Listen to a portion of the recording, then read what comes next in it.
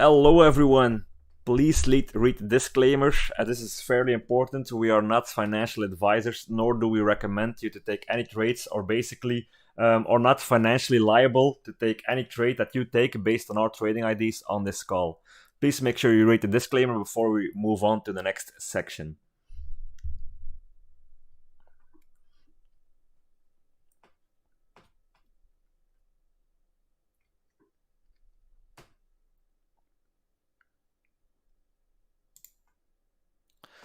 Alright everyone, let's continue to our Friday educational calls. Today will be all about using a central or basically a decentralized exchange. Okay, first, if we will continue what a decentralized or basically how to use a decentralized exchange, you first basically have to know what a decentralized exchange is, right? And why decentralized exchanges are so popular in the cryptocurrency space, and why you basically will largely need them, and sometimes even more than you use a centralized exchange like Binance, Qcoin, or Bittrex, etc., etc.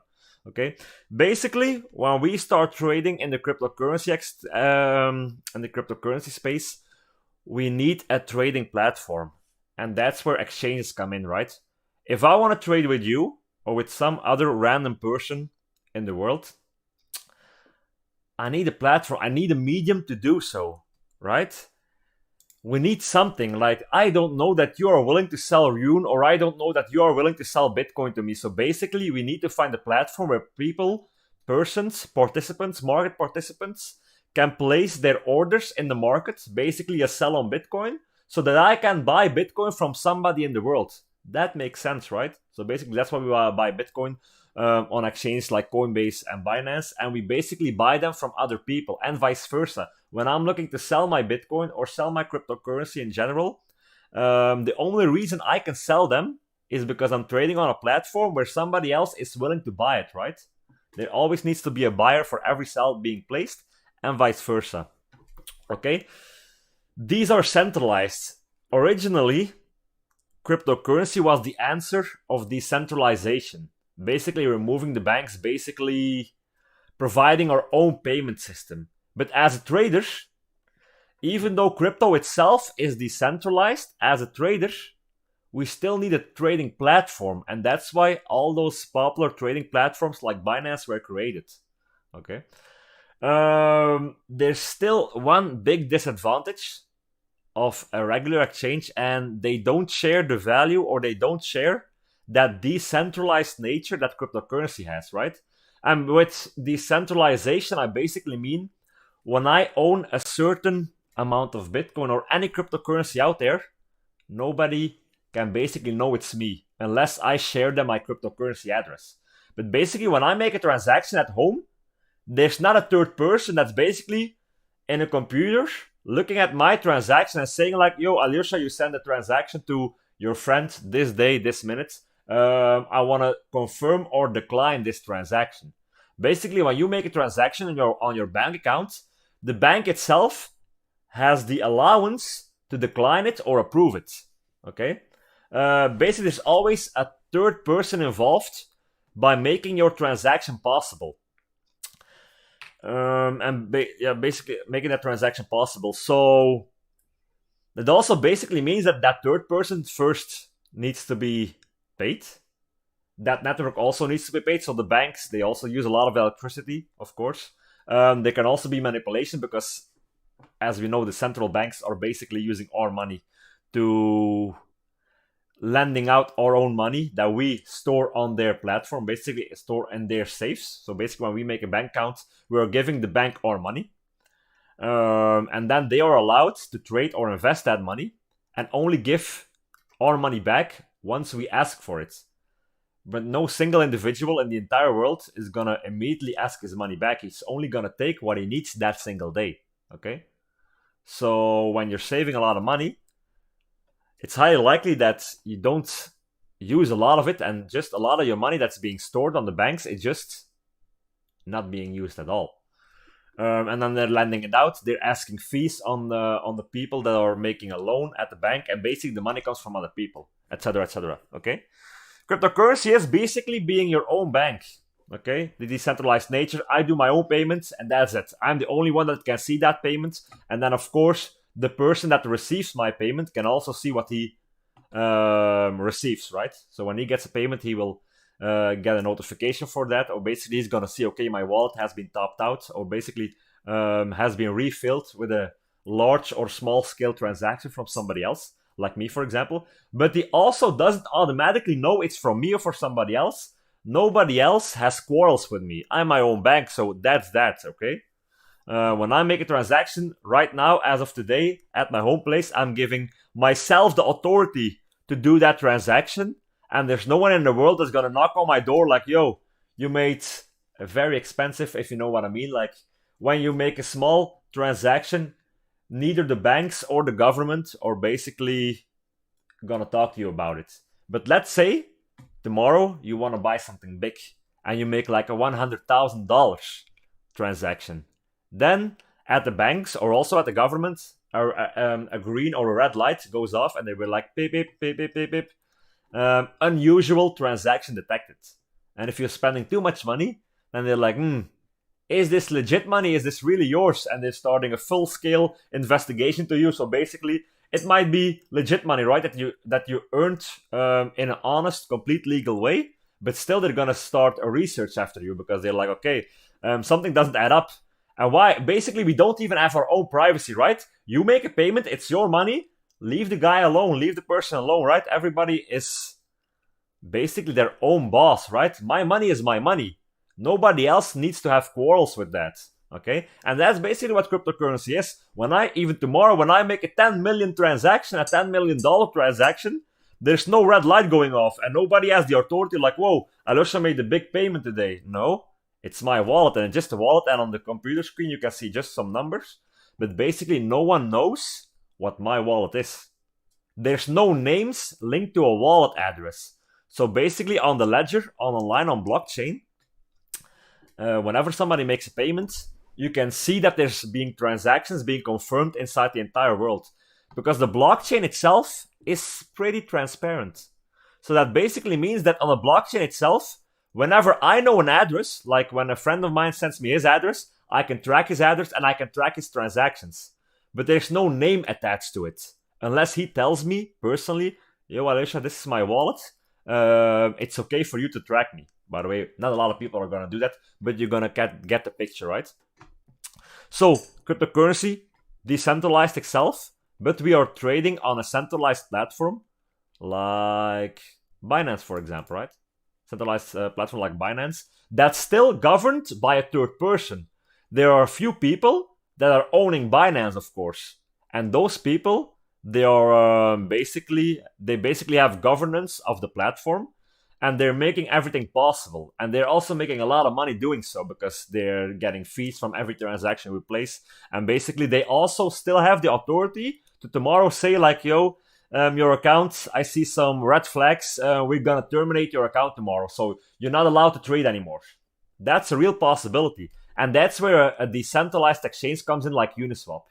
Okay? A decentralized exchange is basically a trading platform where you yourself trade directly with another person without anyone having governance over it. So basically it's like a Binance, but basically without anyone holding power over the platform. So no one in the world, when I make a transaction on Uniswap, can say like, yo, you are not allowed to do that transaction on Uniswap. Because, yeah, we see some security issues with your transaction, for example. No, that is basically a protocol where I can safely trade directly with somebody else in the world that places like a sell order when I place a buy order, right? It goes a little bit more into detail like that, but just to make this call pretty easy and straightforward and not make this call too complicated, Uniswap uses something like automated market making, but that's pretty advanced and I won't go into detail on that because we don't have an order book. But basically there are ways to make Uniswap work where other people are providing liquidity, so I can trade with another random person in the world, right? Okay, so that's basically where Uniswap comes in. There's also a big advantage of Uniswap, and that's basically why, is we can really buy coins at an extremely low price on Uniswap. And there's a big reason for that. When a new cryptocurrency gets released, and there are tons and tons of new cryptocurrency every single day. Me and myself as a trader, my goal is to find these new golden gems, right? Like my new golden bags, or how do I ever would like to call it, or however you would like to call it. But basically, we are looking for those hidden gems. Like, and the nature of that is we are looking for the next Bitcoin, the next Ethereum. But could you ever imagine buying Bitcoin at the first ages, at the first days of its existence? Okay, I'm not saying Bitcoin, Ethereum, ADA, Ripple, etc. You can't earn any money anymore with it, but investing in Bitcoin today is gonna make you a good return on your investment. Don't get me wrong, but it's not gonna make you rich anymore unless you're already rich. Okay. So basically, when somebody puts $10,000 on it, that $10,000 isn't immediately going to turn into 1 million. Neither should it, or it doesn't have to be that $1 million. But just to put into perspective, right, the real return on investment opportunities are usually with fundamentally strong new coins that are recently released or have yet to release. Okay. The reason why you can't usually find these new altcoins on centralized exchanges like Binance is exactly because of that centralized nature. Binance is a big platform owned by a few individuals, and those individuals are basically saying, like, yo, if you want your coin listed on my platform, you're gonna have to pay a lot of money. And I'm already involved into the cryptocurrency space for quite a lengthy amount of time, and I know the exact numbers usually. And usually on Binance, it's gonna cost you $100,000 to be able to list your coin on the platform for other people, right? Because Binance gives a lot of exposure, and usually when an altcoin lists on Binance, it goes up a high amount in value. Because all of a sudden, people that don't know decentralized exchanges yet, or don't have a lot of experiences with cryptocurrency yet, the first step they take is learn about Binance. So even the newbies can all of a sudden buy a new coin, a coin that usually only people that are well known in the cryptocurrency space and they know how to use a decentralized exchange know how to buy. But all of a sudden everybody can buy that coin. But it costs a lot of money, so new projects, exciting new projects that are fundamentally incredible, usually don't list immediately on Binance because they have to gather funds first. And that's where Uniswap comes in. Uniswap is basically the exchange of everybody in the world. So it's almost completely free to get your coin on Uniswap. So if I list the token today, there's also a disadvantage in this protocol because, as you can probably already see me coming, scams can also be listed on Uniswap. And on Binance, for example, they do their research themselves as well. Okay, so basically, a scam token isn't quickly gonna launch on Binance itself. On Uniswap, you are able to buy every coin in the entire world on there. So basically, that means there's also a lot of scam tokens. So make sure you do your research double or even quadruple as hard as you would normally, because you can easily be scammed with having or with buying a bad token out there. Okay, so that's pretty important. But if you do find a coin and if you do your research, do your fundamental analysis, for the people that don't know what fundamental analysis is and how it works and how you should do a fundamental analysis on crypto, no worries. In the future, I will be providing a course on that, also on these Friday calls, not on our technical analysis calls, but basically I have a lot of presentations where I learn people how to do a fundamental analysis in the cryptocurrency space to really know if something is a scam or not. And it basically begins with a small checklist. I'm not going to do that today because we aren't there yet. Okay, we're building up these sessions in a few sessions. Like every week we're gonna continue a little bit further than the week before. But basically you can already have an idea what basically it means to do a fundamental analysis on an altcoin. Okay, and how it works and how you can be pretty much certain that you're not investing in a scam, for example. And there are even scam tokens out there today that are even getting popular, where actually being a scam. So pretty much be very careful of that. So Uniswap free, so basically everybody on day one can list their token on there. So that basically means if you are able to buy a coin or a token in the cryptocurrency space in its very early stages, when it afterwards lists on Binance, FTX, Bittrex, Qcoin, something like that, maybe some of you might know this coin, a lot of my friends do. This was basically Quant. Right now, everybody knows Quant today as a fairly popular, expensive token. $186. I used to buy this token back in the day. True story, and a lot of my subscribers probably know this because I recommended to them 3 years ago at $1. $1, right? This coin got released or was basically announced as a new listing on most platforms at $50. Okay, so you can see there was still money to be made, but buying at $50 or $1 is a big difference. And that's because the only reason it was still $1 back in the day, it had good fundamentals, but it wasn't sold anywhere. It was sold on IDEX. For the long experienced cryptocurrency traders out there, IDEX, you might not know this already, unless you have been involved in the cryptocurrency space for a few years already. Then basically IDEX was the Uniswap back in the day. Uniswap only exists for like a year. And back in the day, IDEX was a very popular decentralized exchange. It wasn't that easy to use. It wasn't the best exchange out there, but it was one of the very few exchanges where it was pretty easy to list a coin without having to pay a lot of money to be able to make it listed on Binance, for example, or on the other big centralized exchanges, okay?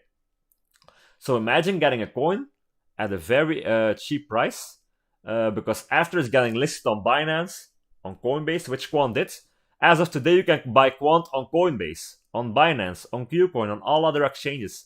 But after listing, Quant immediately jumped up. Like, I think at $95, Quant was listed on Binance. What happened to the price? Price immediately jumped 50%, and people were able to buy Quant on Binance for $150. A lot more expensive than before. So imagine if you are able to buy a coin out there before it's getting listed, then you're going to do the really big numbers. You are really going to make the big amount of profits. You don't want to FOMO in a coin. You want to buy a coin before everybody else is buying it. The laws of supply and demand, right? The laws of trading order flow, which isn't only in the cryptocurrency space. That's also something you can find in every market out there. Forex market, stock market, even in your regular local supermarket. We all have the laws of supply and demand, right? And when you buy something before the other people do, then you're gonna make good calls and you're gonna make a good investment. All right. So that's an example out of there. So let's take a look at Uniswap itself, because right now I gave you an example and a description what decentralized exchanges are. But right now we are still gonna learn how to use something. The big starting, or basically the step one, how to get started with like a decentralized exchange, is you need to have your own wallet. You need to make your own wallet, basically. If you go to Binance, like we saw previous session and last session, where you go to your fiat and spot wallet, when you buy something on Binance, you don't need to make your own wallet out there. Why?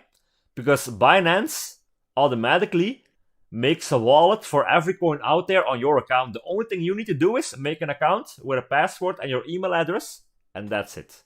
If you're able to log into your address, then Binance makes sure it made a random wallet, or basically a personal wallet for you yourself. You don't need to do any work at all. When you buy Aave today, it immediately gets placed in your Balance wallet. And you don't need to make an Aave wallet. Normally, if you buy a coin, you need to provide a wallet to be able to store that coin out there, which we discussed on previous sessions. Okay, so basically Uniswap is a decentralized protocol. It's not governed by anyone, so nobody is making a wallet for us. We need to do it yourself. And Uniswap works on the Ethereum blockchain. So basically this means we need to make our own Ethereum wallet. Okay, you have a lot of different options out there. The most safe option out there, but might not be that easy for new people, it basically is getting yourself a ledger. If you still know what it is, basically a USB stick where you can store your private keys on your cryptocurrency wallet. It's a hardware wallet. It's more safe than an online wallet, but that's gonna require a small investment from your hand because it costs money to be able to order it online. But if you don't have a lot of money yet, or you're not playing with thousands and thousands of dollars on the cryptocurrency market, then just make a free account. And basically, one of the free accounts I recommend is basically MetaMask itself. So when you launch Uniswap, it's always gonna ask you, connect to a wallet, okay? It's right now written in Dutch, so let's see if I can change that to English. All right, awesome. So basically it's gonna tell me, connect to wallet, right? Because if I have no wallet, I can't trade. Because I need to do everything myself, okay? So connect to a wallet, and then you have a few options out there, but let's click on MetaMask. However, I already have a MetaMask wallet, and I still need to sign in, so I'm gonna do this. I'm gonna copy Uniswap. I'm gonna do it on my new browser. So basically, I can start from step 1 without you basically seeing me how I open my wallet that's already being made, right? Because I want to follow the first steps. And let me remove some stuff. Let me go to extensions, and basically, let's say that I still have to start from day 1. So let me remove some stuff out there. Okay, so right now I don't have any wallet installed, right? Go to Uniswap, connect to a wallet, MetaMask, and then it's initializing. But right now it's waiting for me to basically open MetaMask, but I don't have it yet. So basically what you need to do is cancel it, of course, and go and Google MetaMask. So you go to MetaMask, click on it, and what do you want to do? I want to download it. MetaMask is a very easy to use Ethereum wallet. Why? It works as a browser extension. So basically, it's not a program that you download or like an app that you download on your computer itself. It basically gets added to your Chrome browser. So it's fairly easy to use, and it will always be remembered. So right now, install MetaMask for Chrome. If you're using Brave, you can also do this. I use Brave myself, a cryptocurrency browser, which makes sense because I'm a trader. It wouldn't make sense if I was not using a crypto browser. Add to Chrome, checking OK. Add the extension. Just waiting right now. All right, checking. All right, it's added to the website. So let me remove some stuff. If it's not between your favorite lists, right now on Chrome, you have a list of your extensions, right? Click on it, and then you see all your favorites. When you click on the highlight section on your MetaMask, like this pin, as you can see right here, you can pretty much list it on the default screen. So basically, click on pin MetaMask, and right now you will always see the MetaMask screen. So basically, whenever right now, when I click on MetaMask, if I use it the first time, it's of course going to tell me like, okay, we're very happy to see you, get started, but I'm new, I don't have a wallet yet. Then you have two different options out there. Either way, you're gonna import a wallet that you already made in the past. If you already own a MetaMask account, then you can insert the information of your previous account in there, and it's gonna be able to restore your new account as the old one. But if you're completely new, you're gonna have to take a look at create a wallet because you don't have a wallet yet. Help us improve MetaMask. Okay, just click on I agree. No worries. And then click, and then of course, like type in a new password. Let's do something easy, like for example, artist, and then with a random number. Artist. I have freed and agreed to the terms of use. Let's click on create. Secure your wallet. And that's where that import your wallet option comes from earlier. We have to secure your wallet. So when you click here, you can pretty much see that I'm getting a unique code out there for my new wallet. And this is basically something you never have to share with somebody else. It's your unique code. Don't store it on your PC as well, because your PC can be hacked. Write it on a piece of paper right now, if you make it of course, and write a unique code on it, so that you basically have the option, whenever you lose your PC, basically when your PC crashes, that you always have the option of restoring your old MetaMask account, right? Alright, so click on next. Oh, come on, can I remind me later? All right, I can already go in, so I skip this step. But basically, make sure you, enter or write that down and pretty much put it in a safe pocket in your house. Okay. And then immediately I will see my Ethereum account 1, and this is all I need to use Uniswap.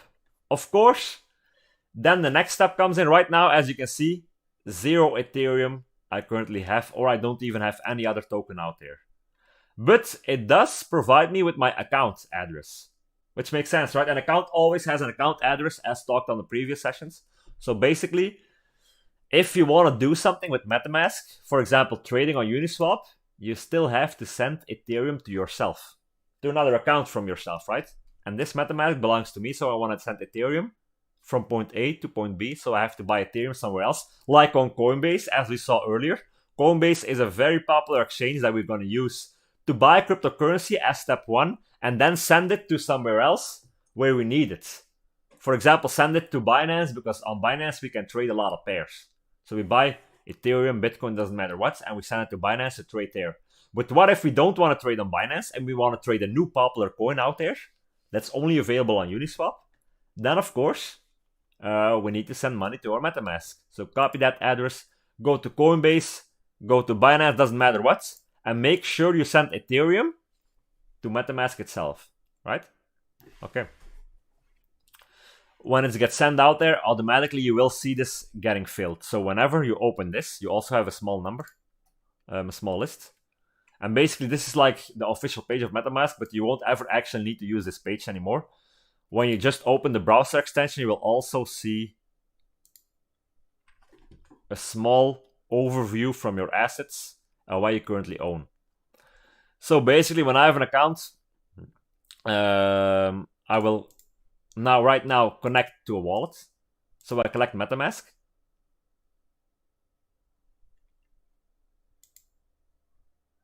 It should happen. Am I connected?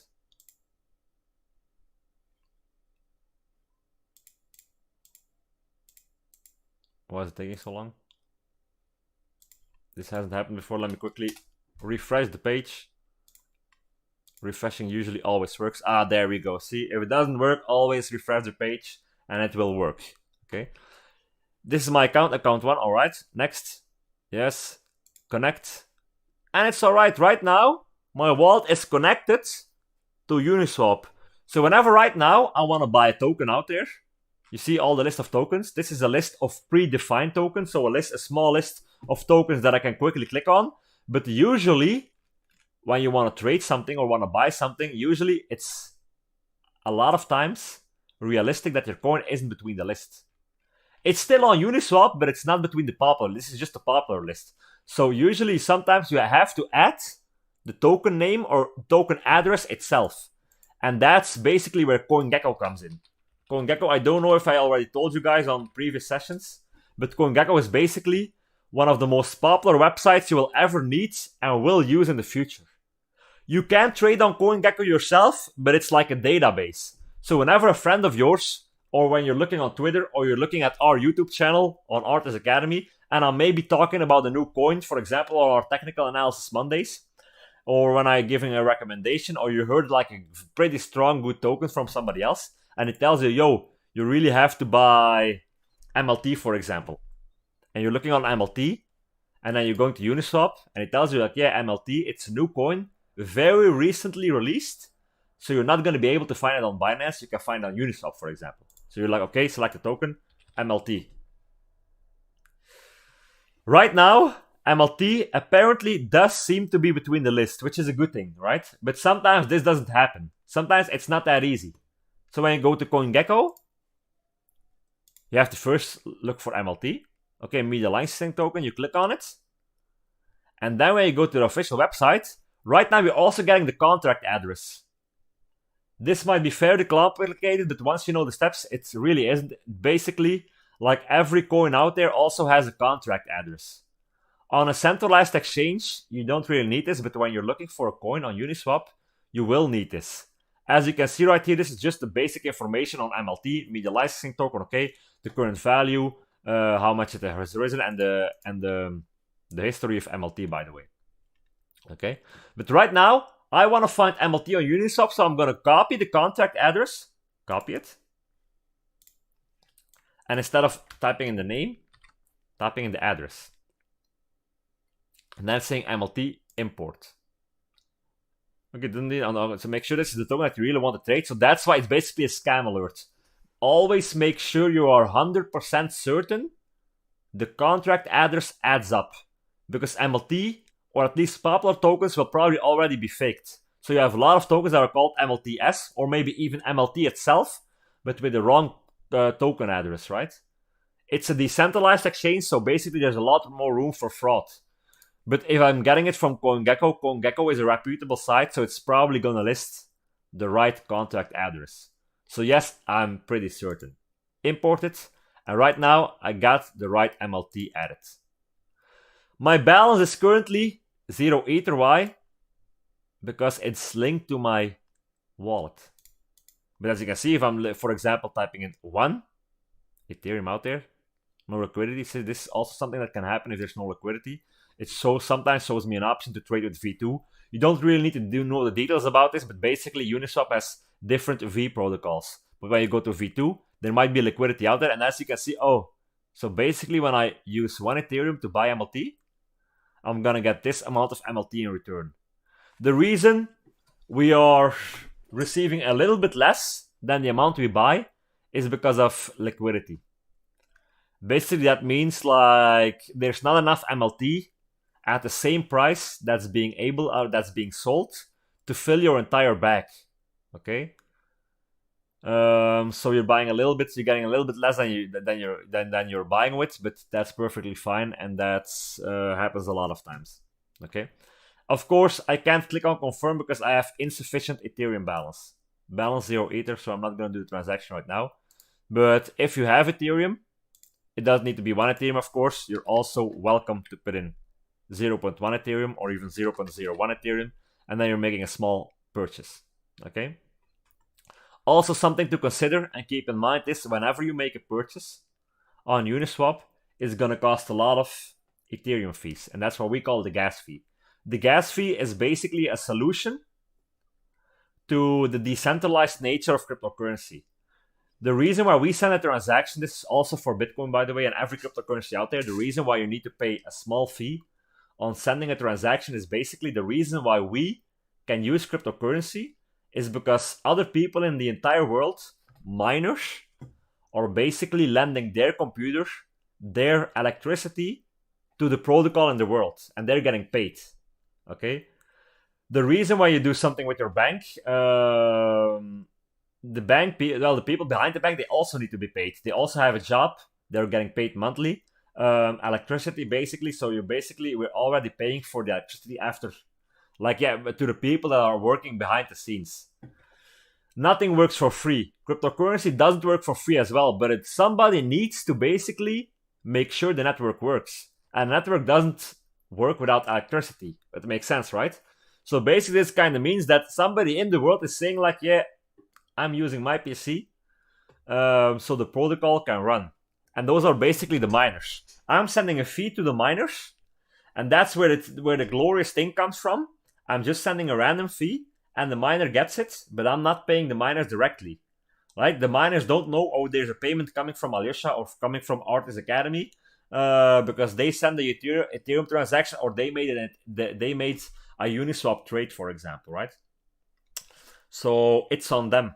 I make a payment, they don't know who I am, they just know, okay, somebody made a payment in the world and I'm getting the benefit of it. That's how it works.